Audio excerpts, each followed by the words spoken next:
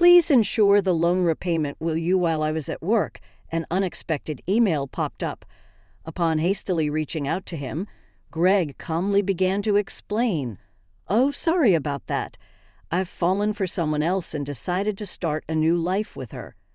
Furthermore, he revealed his plan to take the luxury car recently purchased in my name with a loan. Despite my attempts to dissuade him, my husband ignored me, abruptly ended the call, and became unreachable. In the end, Greg disappeared with his mistress, leaving behind a substantial debt. As a mother to our 10-year-old son, I never envisioned such an unfair situation. I found myself at a loss, unsure of what to do, my mind going blank. At 35 years old, my name is Hannah, and my husband, Greg, is the same age. We were a family of 3, including our intelligent 10-year-old son, Ryan. Ryan had displayed remarkable intelligence from a young age, reading papers on the computer and seeking my opinion on complex topics. In contrast, Greg was unstable, never holding down a steady job. Despite my full-time job and concerns about our future, Greg had recently maintained a stable income for 3 years. Lately, Greg spoke of making memories as a family, leading us to decide on buying a $35,000 camper van. However, due to Greg's inability to pass the finance company's loan review, I ended up taking the loan for the car. On the eagerly awaited delivery day of the camper van, I received an abrupt email from Greg stating he would graciously take the delivered van since the loan was in my name, and I would handle the repayments. Confused, I called my husband immediately, only to hear him confess, "Well, I've fallen in love with another woman and decided to date her. I intended it to be just a fling, but it turned serious, so I'm thinking of starting over my life with her." Bye. He mentioned the divorce papers we had discussed during a previous fight, declared he would file them, and unilaterally ended the call. This exchange marked the first time I realized I have been betrayed by Greg, a shocking blow. Subsequent attempts to contact him yielded no response. When I returned home from work and checked the drawer the divorce papers should have been, they were already gone, leaving me burdened with a significant debt from a $35,000 car loan. Despite my repeated attempts to reach out to my husband through emails and calls, I never received a reply. Ryan, noticing my unusual behavior, came to check on me with concern. After dinner, he said, "Mom, what's wrong? You haven't been eating much lately. Are you okay?" Yeah, maybe I'm just tired," I replied. When people lie, they look up to the right. Lying is bad. I've noticed Dad hasn't been home for 3 days. Did something happen between you two? Startled by Ryan's sharp words, I took a deep breath to calm myself. Feeling that I could no longer hide the truth, I decided to tell Ryan everything. "I see. It's just like Dad to do something like that. Aren't you sad?" he asked. "No, I kind of understood from how things were going," Ryan replied. Seemingly foreseeing the future, he appeared unconcerned about our parents' divorce, but I knew he must feel sad about it in his heart, while silently apologizing to Ryan in my mind. I worked desperately, trying not to think about the dreadful events. However, my body was honest, and gradually my health deteriorated. There was a training session planned at work that day, but I couldn't stand up and ended up squatting down. "Sorry, I can't stand up right now. I need to take a break," I muttered. I heard my colleagues' voices full of concern, but I couldn't respond and collapsed. When I regained consciousness, I found myself in a hospital room. I received a diagnosis from the doctor that I needed detailed examinations, and I was admitted to the hospital. Hannah thought, "I feel so pathetic. It's supposed to be just emotional stress," I thought, looking at the IV drip in my arm and the white ceiling of the hospital room. Tears naturally started to flow. At that moment, Ryan, who is usually calm, rushed into the room with an extremely worried look, prompting me to quickly wipe away my tears.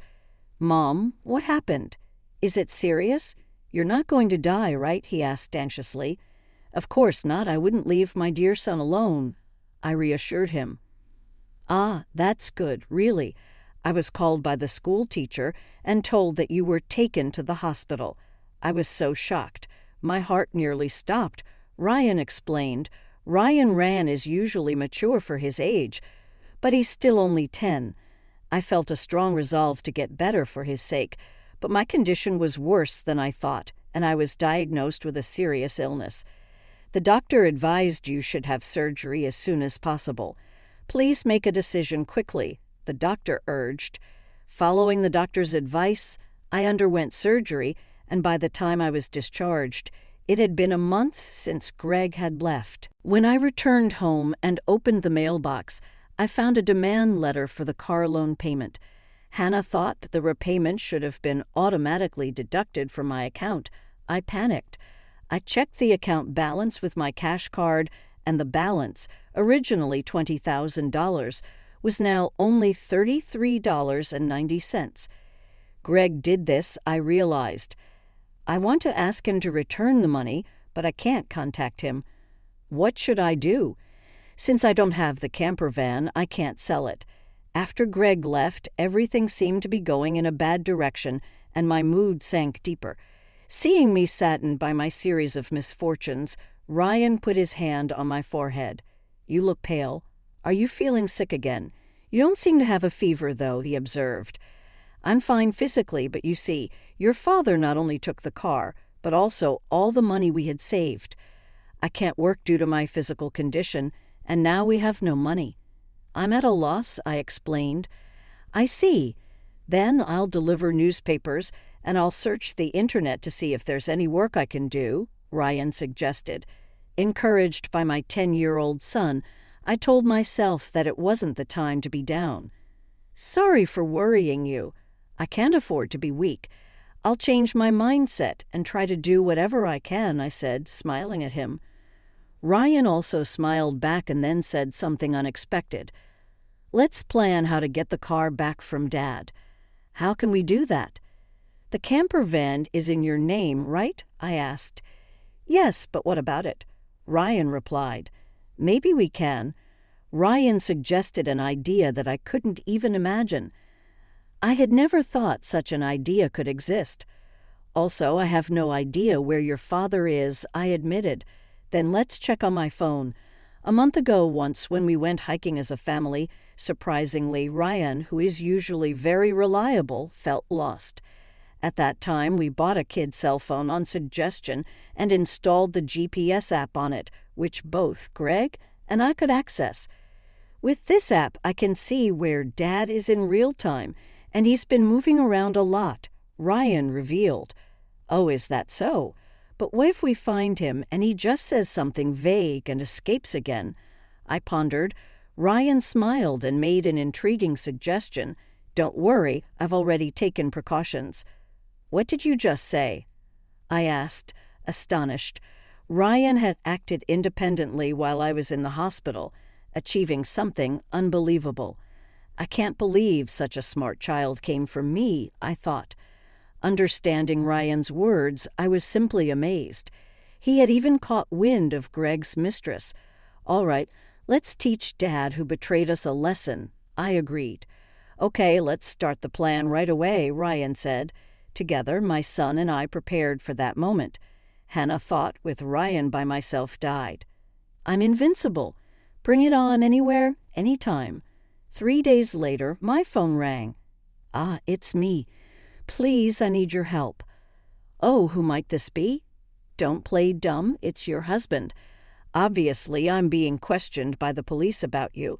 At this rate, they might ask me to come to the police station voluntarily. Help me out." "Oh, is that so? Just wait a moment then." I immediately went with my son to where Greg was, and to my surprise, it was a forest park near our house where camping was possible. Greg was being questioned by the police in front of his car, looking bewildered.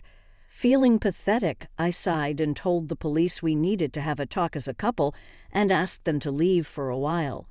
At that time, Greg seemed uncomfortable being watched by the people around us and urged Ryan and me to get into the car. Inside the car, Greg's mistress was sitting cross-legged, glaring at us, but that was no longer important. "Sorry about that. Thanks for coming. But why did the police suddenly show up at my place? I don't get it." "That's because I filed a report about the missing camper van." "What? Why would you do that? It's obvious, isn't it? My car was stolen."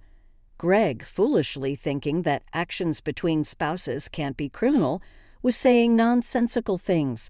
But the world isn't that naive, you know. "You filed for divorce, remember?" "Forgot. So we are strangers now and are driving a stranger's car without permission. That's a crime." Typical, sharp-as-ever kid, I thought, as Ryan figured all this out. "But I didn't steal the car. I just borrowed it for a bit." "Oh, is that so? Well, I'd like to use my car now. So could you return it?" "That would be really helpful," I said, reaching out my hand, asking Greg to return the keys. He reluctantly handed them over after confirming it was returned. Ryan quietly started talking. "Hey, why did you abandon your family and choose to play around with this woman?" Caught off guard by his son's unexpected question, Greg was flustered and awkwardly scratched his head. Seeing this, Greg's mistress chuckled smugly and started talking. "It's because I'm more attractive than your mother. Look at me, you can see it, right? He fell head over heels for me and decided to leave his family." "Quiet. I didn't ask you, old lady." "Dad, you answer." Ryan sternly interjected. Mandy was silenced by Ryan's tone, but Greg remained quiet. "If you can't explain, that's fine. I'll just have the police come back and arrest you." "Wait. Hold on." Okay, I'll talk." Mandy had joined Greg's company 3 months ago. They were attracted to each other and became involved at the welcome party for new employees. Later, it was discovered that Mandy was pregnant, and Greg decided to start a new life with her, leaving us behind. "Why did you take the camper van?" "I quit my job and thought about selling the car for money. But it seems like you were using it quite a bit, weren't you?" "I thought it was a waste to sell it right away, so we decided to go on a trip." "Wait, how do you know all this?" "Remember when Ryan got lost? After that, as a precaution, we bought him a kid's cell phone and installed the GPS app." "Did you forget?" "We installed it on your phone too, so I knew where you were all this time." By the way, I later found out from Ryan that he had pretended to get lost during our family hike because he wanted a cell phone. I was amazed at Ryan's ability to think and act so strategically. "You really are a terrifying child. I will never become an adult like you, Dad, who betrays important people without a second thought." Greg, faced with the hard truth Ryan told, was a pitiful adult, unable to offer any rebuttal. In contrast, seeing Ryan, only 10 but able to think and speak his mind firmly, gave me a sense of strength as a mother. I felt I couldn't lose, especially in settling things properly. "Also, return the $20,000 you withdrew from my account right now. That was our joint property as a couple. I don't have to return it." "No, it's not that. The money was what I saved, little by little." "Since I was single after all, you always quit your jobs midway, so we hardly ever saved money together, did we?" I was appalled to hear that the $20,000 had been squandered by Greg and his mistress. It was the moment I felt relieved about divorcing him. "So that's how it is. But if you stole and used the car and my money, that's going to be a serious crime." "What? I just sent the police away, so it's not their business anymore, right?" Greg protested. "I only said we would talk. I have no intention of withdrawing the complaint. I must add the theft of my money to the report. Mom, should I call the police now?" "I can do it with just one button on my phone," Ryan suggested. Mandy, Greg's mistress, had been watching our conversation, but quickly tried to get out of the camper van. At that moment, she let out a scream that echoed around. The reason was that outside the car door, Mandy's parents were standing there, faces red with anger, about to explode in fury. Startled, she stepped back as her parents yelled at her. "Ah, I'm sorry.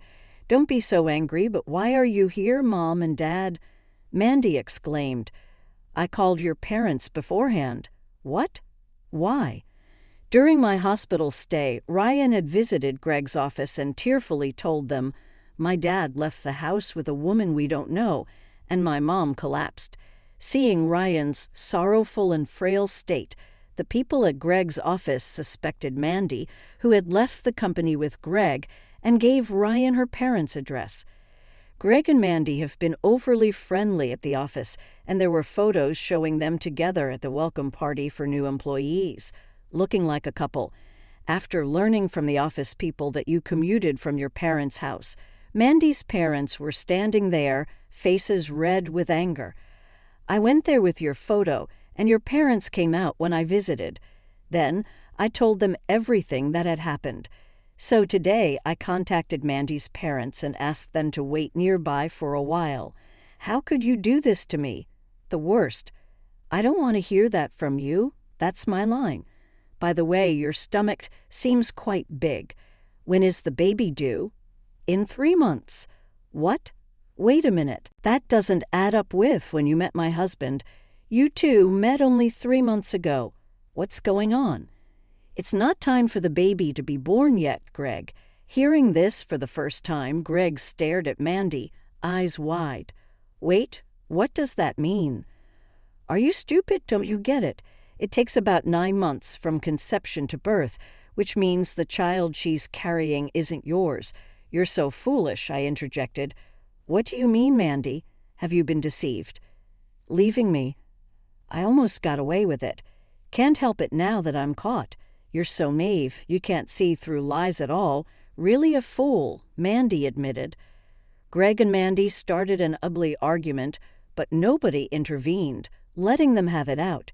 Meanwhile, we contacted the police again to explain the situation. As it began to get dark, the forest park was brightly lit by the red lights of the police cars. "No, really, I was wrong. I was truly wrong. I'm sorry. I'll work hard and never cheat again. So please just don't arrest me, Dad," Greg pleaded. "People don't change that easily, especially lazy people like you." "Exactly. Ryan's right. I can't trust you at all. Reflect on your actions and pay for your crimes at the police station. If I get arrested, I won't be able to pay back the money. Is that okay with you?" "I don't mind. Pay me back after you've atoned for your sins. Take your time." "Don't worry. I've already found you a place to work," I declared. "Let's see, there's Ryan's child support, plus the $20,000 you stole from me. I'm not sure how much it will all add up to, but you'll work and pay it all back." I had one last thing to say to Mandy, the mistress. "You might think you're just an onlooker, but don't forget you're an accomplice to Greg's theft. Be prepared for that," I warned. When I told them that Mandy would have to pay if Greg couldn't return the stolen money, she shivered in fear. Mandy asked her parents for help, but they refused, saying, "We disown a daughter who causes trouble for others." Thus, Greg and Mandy were taken away in a police car together. Thanks to Ryan's smart strategy, we were able to punish Greg and his mistress, Mandy. Though they were released from detention soon after, they faced a hefty payment to me through a lawyer. I claimed $20,000 in damages. Additionally, I made Greg agree to pay $500 a month in child support for Ryan. I introduced Greg to a subcontracting factory of the company I work for. The support and other charges I claimed from Greg would be deducted from his salary and paid into my account. I also sold the camper van and was freed from the auto loan. Since then, my health has improved remarkably, and I am now energetic, committed to my job. Ryan has been actively helping with household chores and errands. I want to keep moving forward strongly so that Ryan can pursue the path he loves.